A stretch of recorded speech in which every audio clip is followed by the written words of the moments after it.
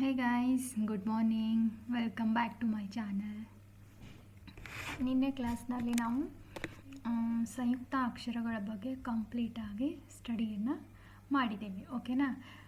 ಸಂಯುಕ್ತ ಅಕ್ಷರಗಳು ಎಂದರೇನು, ಅದರಲ್ಲಿ ಎಷ್ಟು ವಿಧಗಳು, ಸಜಾತೀಯ ಸಂಯುಕ್ತಾಕ್ಷರಗಳು, ವಿಜಾತೀಯ ಸಂಯುಕ್ತಾಕ್ಷರಗಳು, ಸಜಾತೀಯ ಸಂಯುಕ್ತಾಕ್ಷರಗಳು ಎಂದರೇನು, ವಿಜಾತೀಯ ಸಂಯುಕ್ತಾಕ್ಷರಗಳೆಂದರೇನು. ಓಕೆನಾ? ನಿನ್ನೆ ಕ್ಲಾಸ್ನಲ್ಲಿ ಇದನ್ನೆಲ್ಲ ನಾವು ಕಂಪ್ಲೀಟಾಗಿ ಸ್ಟಡಿಯನ್ನು ಮಾಡಿದ್ದೀವಿ. ಆಮೇಲೆ ಒತ್ತಕ್ಷರಗಳ ಬಗ್ಗೆ ನಾವು ಸ್ವಲ್ಪ ಸ್ಟಡಿಯನ್ನು ಮಾಡಿದ್ದೀವಿ. ಒತ್ತಕ್ಷರಗಳು ಕ ಖ ಗ ಘ ಜ್ಞ, ಇವುಗಳ ಒತ್ತಕ್ಷರಗಳು ಯಾವುವು. ಸೊ ಇದನ್ನೆಲ್ಲ ಕಂಪ್ಲೀಟಾಗಿ ನಾವು ನಿನ್ನೆ ಕ್ಲಾಸ್ನಲ್ಲಿ ಸ್ಟಡಿಯನ್ನು ಮಾಡಿದ್ದೇವೆ. ಇವತ್ತಿನ ಕ್ಲಾಸ್ನಲ್ಲಿ ನಾನು ನಿಮಗೆ ಗುಣಿತ ಅಕ್ಷರಗಳ ಬಗ್ಗೆ ಕಂಪ್ಲೀಟಾಗಿ ಮಾಹಿತಿಯನ್ನು ನೀಡುತ್ತೇನೆ. ಓಕೆನಾ? ಗುಣಿತ ಅಕ್ಷರಗಳು, ಫಸ್ಟು ಗುಣಿತ ಅಕ್ಷರಗಳ ಅರ್ಥವನ್ನು ನಾವು ಇವತ್ತು ತಿಳಿದುಕೊಳ್ಳೋಣ. ಗುಣಿತ ಅಕ್ಷರಗಳು ಎಂದರೇನು ಅಂತ ನೋಡೋಣ. ಗುಣಿತ ಅಕ್ಷರಗಳು ಎಂದರೆ ವ್ಯಂಜನಗಳಿಗೆ ಸ್ವರಗಳು ಸೇರಿದಾಗ ಗುಣಿತ ಅಕ್ಷರಗಳು ಆಗುತ್ತವೆ. ವ್ಯಂಜನಗಳಿಗೆ ಸ್ವರಗಳು ಸೇರಿದಾಗ ಗುಣಿತ ಅಕ್ಷರಗಳು ಆಗುತ್ತವೆ. 25 ವರ್ಗೀಯ ವ್ಯಂಜನಗಳಿಗೂ 9 ಅವರ್ಗೀಯ ವ್ಯಂಜನಗಳಿಗೂ 15 ಸ್ವರಗಳನ್ನು ಸೇರಿಸಿ ಹೊಸ ಅಕ್ಷರ ರೂಪುಗೊಳ್ಳುತ್ತದೆ. ಇವುಗಳಿಗೆ ನಾವು ಗುಣಿತ ಅಕ್ಷರಗಳು ಎನ್ನುತ್ತೇವೆ. ವ್ಯಂಜನಗಳಿಗೆ ಸ್ವರಗಳು ಸೇರುತ್ತವೆ. ಹಾಗಾದರೆ ವ್ಯಂಜನಗಳಿಗೆ ಸ್ವರಗಳು ಹೇಗೆ ಸೇರುತ್ತವೆ ಅಂತ ನಾವು ನೋಡೋಣ. 25 ವರ್ಗೀಯ ವ್ಯಂಜನಗಳಿವೆ ಹಾಗೂ 9 ಅವರ್ಗೀಯ ವ್ಯಂಜನಗಳಿವೆ. ಇವುಗಳಿಗೆ 15 ಸ್ವರಗಳು ಸೇರುತ್ತವೆ. ಅವು ಯಾವ ರೀತಿ ಆ್ಯಡ್ ಆಗುತ್ತವೆ ಅಂತ ನೋಡೋಣ. ಇಲ್ಲಿ ನೋಡಿ, ಕ ಇದೊಂದು ಏನು ವ್ಯಂಜನ. ಓಕೆನಾ? ಅ ಇದು ಸ್ವರ. ವ್ಯಂಜನಕ್ಕೆ ಸ್ವರ ಸೇರಿದಾಗ ಕ ಆಗುತ್ತೆ.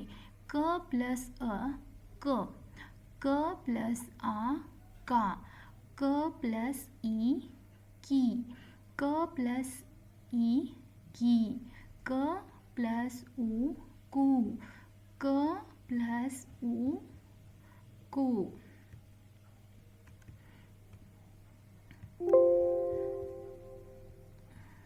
ನೆಕ್ಸ್ಟ್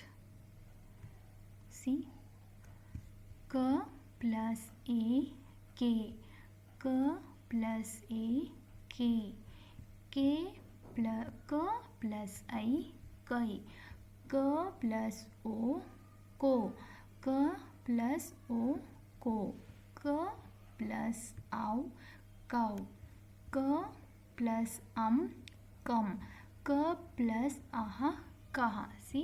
ಈ ಥರ ವ್ಯಂಜನಗಳಿಗೆ ಸ್ವರಗಳು ಸೇರಿದಾಗ ಗುಣಿತ ಅಕ್ಷರಗಳು ಆಗುತ್ತವೆ.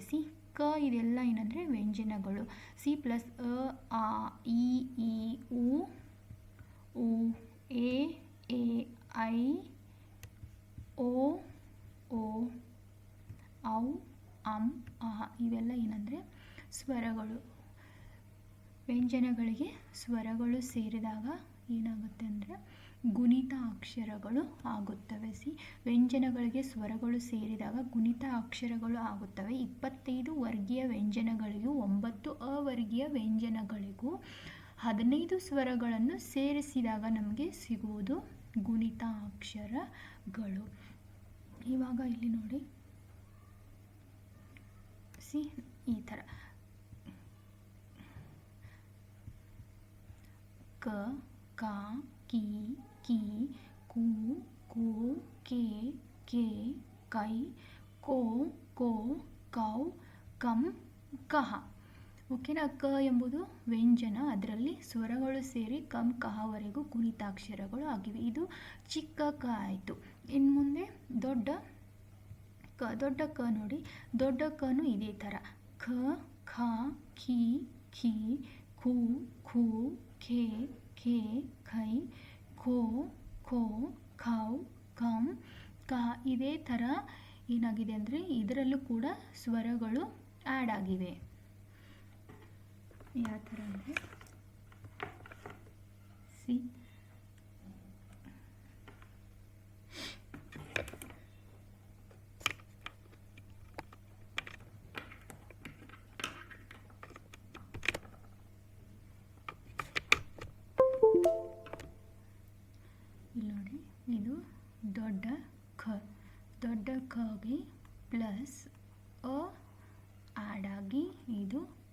ಖ ಆಗಿದೆ.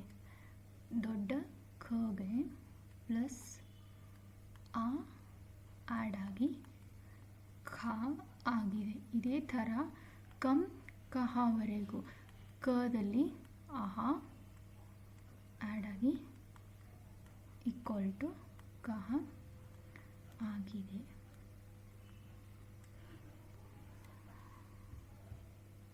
ಓಕೆನಾ?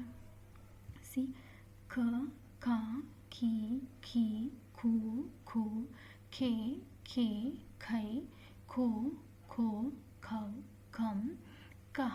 ಇವಾಗ ನೆಕ್ಸ್ಟು ಗನಲ್ಲೂ ಸೇಮ್ ಇದೇ ಥರ ಗ ಗ ಗಿ ಗಿ ಗು ಗು ಗೆ ಗೆ ಗೈ ಗೋ ಗೋ ಗೌ ಗಮ್ ಗಹ. ಇದು ಇಲ್ಲಿ ಯಾವ ಥರ ಆ್ಯಡ್ ಆಗಿದೆ ಅಂದರೆ ಇದೇ ಥರ ಸೇಮ್. ಸಿ ಗ ಪ್ಲಸ್ ಅ ಈಕ್ವಲ್ ಟು ಗ, ಗ ಪ್ಲಸ್ ಆ ಈಕ್ವಲ್ ಟು ಗ. ಎಲ್ಲಿವರೆಗೆ ಇದೇ ಥರ ಸ್ವರಗಳು ಆ್ಯಡ್ ಆಗಿದೆ ವ್ಯಂಜನದಲ್ಲಿ. ಗ ಪ್ಲಸ್ ಆಹ ಈಕ್ವಲ್ ಟು ಗಹ. ಇದೇ ಥರ ಗನಲ್ಲೂ ಸ್ವರಗಳು ಆ್ಯಡ್ ಆಗಿವೆ. ಇನ್ನು ನೆಕ್ಸ್ಟು ಯಾವುದಂದರೆ ಖ ಕ. ಇವಾಗ ದೊಡ್ಡ ಘ ಬರುತ್ತೆ.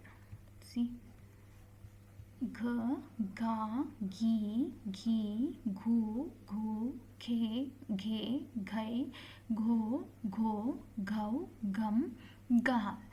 ಆಮೇಲೆ ನ್ಯ ನ್ಯ ನೀ ನೀ ನ್ಯೂ ನ್ಯೂ ನೇ ನೇ ನೈ ನೋ ನೋ ನೌ ನಂ ನಹ. ಇದೇ ಥರ ಏನಂದರೆ ಗುಣಿತಾಕ್ಷರಗಳು ಕ್ರಿಯೇಟ್ ಆಗಿವೆ. ವ್ಯಂಜನಗಳಿಗೆ ಪ್ಲಸ್ ಸ್ವರಗಳು ಸೇರಿದಾಗ ನಮಗೆ ಸಿಗುವುದು ಗುಣಿತ ಅಕ್ಷರಗಳು. ಸಿ ಕ ಪ್ಲಸ್ ಅ ಈಕ್ವಲ್ ಟು ಕ, ಕ ಪ್ಲಸ್ ಆ ಈಕ್ವಲ್ ಟು ಕ. ಇದೇ ಥರ ಎಲ್ಲಿವರೆಗೆ ಅಂದರೆ ಹ ಳ ಕ್ಷ ಜ್ಞ ಜ್ಞವರೆಗೂ ಇದೇ ಥರ ವ್ಯಂಜನಗಳಿಗೆ ಸ್ವರಗಳು ಸೇರಿ ನಮಗೆ ಗುಣಿತ ಅಕ್ಷರಗಳು ರೂಪುಗೊಂಡಿವೆ. ಸೊ ನೀವು ಇವತ್ತಿನ ಕ್ಲಾಸ್ನಲ್ಲಿ ನಿಮಗೇನಾದರೂ ಅಂಡರ್ಸ್ಟ್ಯಾಂಡ್ ಆಗಿಲ್ಲ, ಕನ್ಫ್ಯೂಷನ್ ಆಗಿದ್ದರೆ ನನಗೆ ಕೆಳಗೆ ಕಮೆಂಟ್ ಮಾಡಿ ನೀವು ನನಗೆ ತಿಳಿಸ್ಬೋದು.